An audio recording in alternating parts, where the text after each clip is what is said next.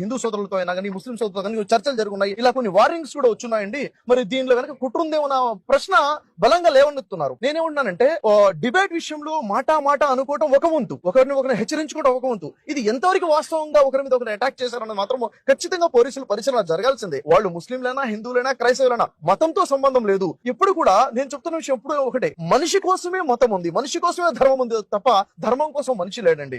మానవుడిని మానవత్వం కోసమే ధర్మం ఉంది. ఇప్పుడు నిన్ను వాళ్ళని పొరుగుని ప్రేమించు అన్నప్పుడు నేను పొరుగు క్రైస్తవుడు అని చెప్పట్లేదు. మనకి పొరుగు ప్రతి ఒక్కరిని ప్రేమించడం ధర్మం నేర్పిస్తుంది. అలాంటి వాళ్ళని వేరి పారాల్సిన అవసరం ఉంది. ప్రభుత్వం కఠినంగా శిక్షించాలి. ఎందుకంటే ఈ రోజు మనం సమాజంలో చూస్తున్నాము, కొంతమంది వేరే వాళ్ళని కించపరిచే విధంగా, విమర్శించే విధంగా మాట్లాడే వాళ్ళని చూస్తున్నాము. వీటిని ఇలాగే సహించుకుంటూ పోతే ఏమవుతుంటే ఒక పిల్లిని బంధించి దాన్ని హింసించే పిల్లి కూడా తిరగబడుతుంది అంటారు. అలాంటి పరిస్థితులు రాకుండా వెంటనే ప్రభుత్వము ఉభయ తెలుగు రాష్ట్రాలైనా దేశవ్యాప్తంగా అయినా కానీ ప్రభుత్వాలు స్పందించి ఎవరైతే వ్యతిరేకంగా మాట్లాడుతున్నారో, అంటే ఇతర మతాలను కించపరిచే విధంగా, గ్రంథాలైనా మహనీయులైనా కించపరిచే విధంగా అలాంటి వాళ్ళని కట్టుదిట్టం చేయాలి. ఇలాంటి దుర్ఘటనలు జరగకుండా మనం ఆపాల్సిన అవసరం ఉంది.